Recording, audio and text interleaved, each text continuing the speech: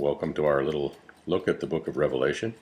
My name is Alfred Eugene Pearl. We are currently looking at the trumpet judgments, which are the vengeance of God upon those that dwell on the earth.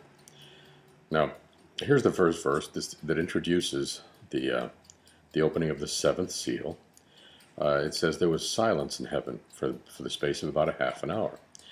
Now, for a long time after I became a Christian, every time I'd read this, I'd blow past it because I didn't understand it. Well, later when I realized, when I finally got around to learning that nothing in the Bible is without significance, I began to wonder, why the heck is there silence? And at one point, I think I figured it out. I'm going to share that with you here.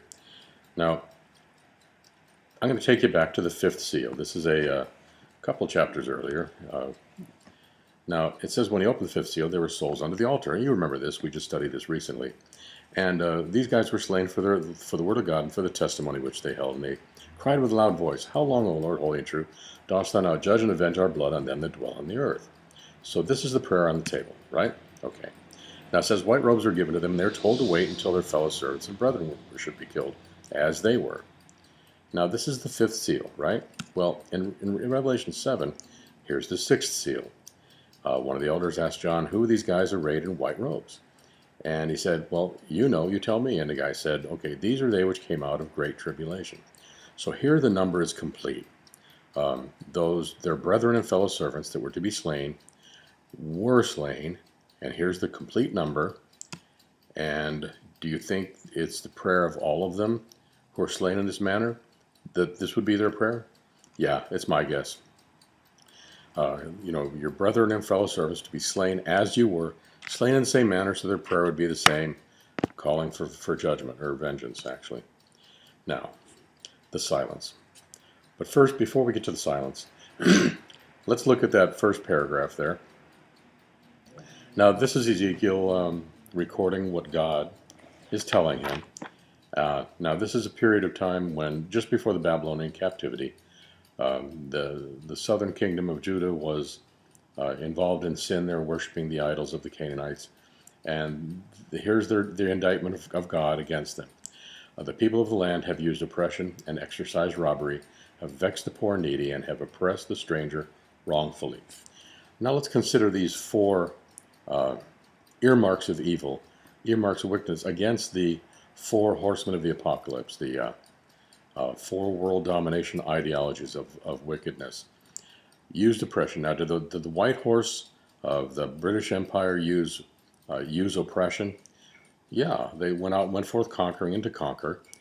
They subjugated peoples all over the world, and they exploited their raw materials, and pretty much made slaves out of the people. Slavery was legal, but they forced servitude. They put them to work, and anyway, yeah, using oppression was their modus operandi. This is their defining characteristic.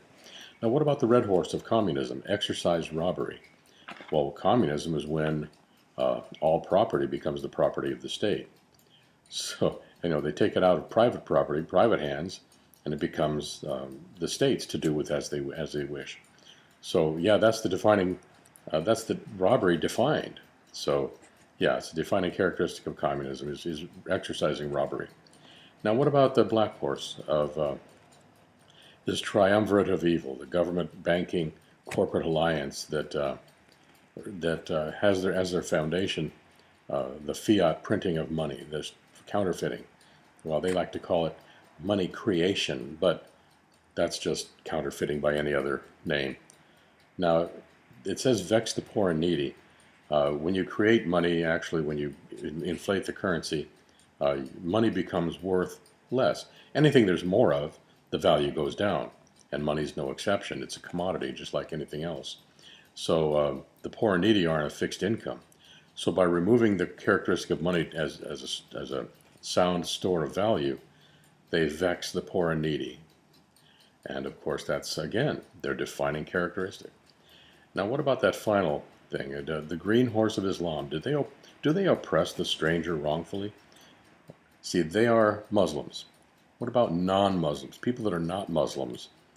Do they oppress them? Oppress the stranger? Sure they do. Again, their defining characteristic. That's what they do. So this pattern of evil didn't change between the time of this time of sin abounding and now. Okay, enough of that. Let's move on. Now, that doesn't explain the silence, though. How do you explain the silence? Well, that next verse, and I sought for a man among them that should make up the hedge, stand in the gap before me for the land, that I should not destroy it, but I found none. He was looking for somebody who would intercede in prayer for the people of the land, somebody who would make a case for them not deserving God's judgment, and God found none. And of course, the final paragraph there, therefore I have poured out my indignation, I have consumed them with the fire of my wrath, I have recompensed upon their heads their own way. All right. So back to this silence. Why was there silence when he opened the seventh seal? Because the vengeance of God is right ahead. This is the only prayer on the table. God is looking for somebody to stand in the gap, to intercede in prayer, to make the case for the four world domination ideologies, the house of Adam, make a case that they do not deserve judgment. And of course, there was silence. Nobody came forth. Nobody interceded. Nobody could make the case that they didn't deserve the vengeance of God. That's my opinion.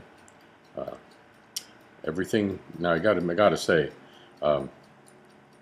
all these things from the fifth seal on, actually from the sixth seal, it's all future, and so it's all speculation, it's all guesswork, it's all interpretation, which means opinion. So my opinion isn't better than anybody else's. I'm going to tell you what I'm going to give you the benefit of my years of study, but again, my opinion might be wrong.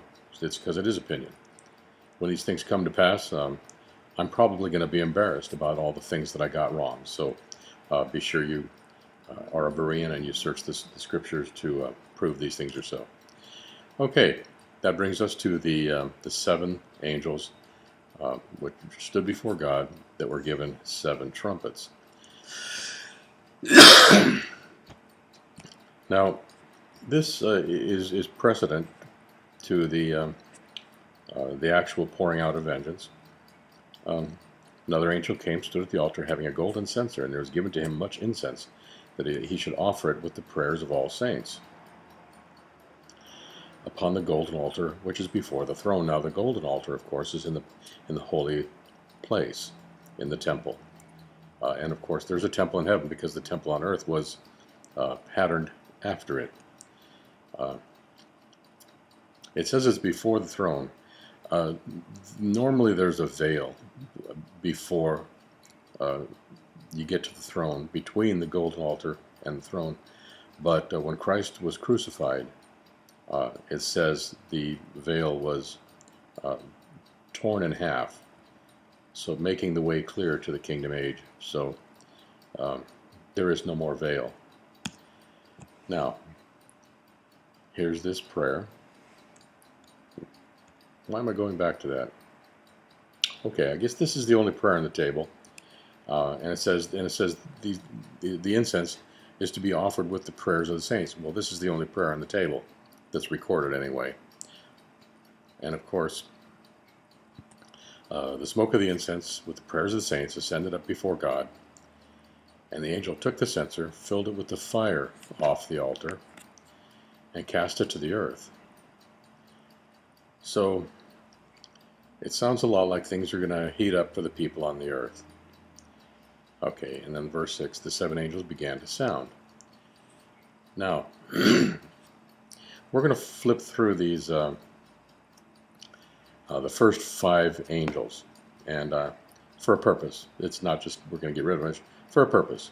The first angel sounded, a third part of the trees was burnt up. Second angel sounded, a third part of the sea, third part of the creatures, third part of the ships.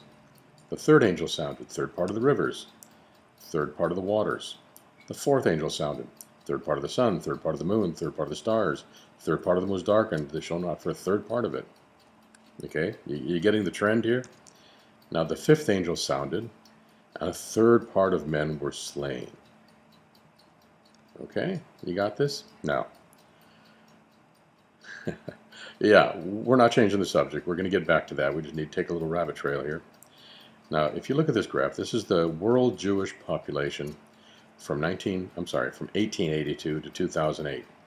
Now, you'll notice there in 1939, before Hitler's genocide during World War II, there were 16.728 million Jews in the world. Now, here's Hitler's body count. By conservative estimate, there were 5.6 million Jews murdered, right? Let's see, 3 times 5.6, let's see, that's 16.7 million, right? How many Jews were in the world in 1939? 16.7 million. That's 1/3 of the Jews of the world that were killed. Got it? Is my math good, or was my math teacher kind of dim? Anyway, guess how many times the term of 1/3 or a third part is used in the trumpet judgments, in the first 5 trumpet judgments? You guessed it, 13 times. Guess how many tribes of Israel there are? There are 13 tribes of Israel. Third part, 13 times. 13 tribes of Israel, 1 for each tribe.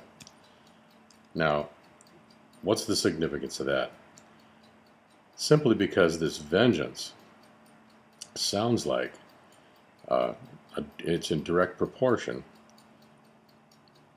to the number of Jews killed on the world, and more significantly, the third part mentioned is so that we will put together, we will draw the conclusion that the trumpets are vengeance on the house of Adam for the Jews killed during the Holocaust. Okay, that's it. We're done. God bless. I hope you join me in the next segment when we study the 3 woes.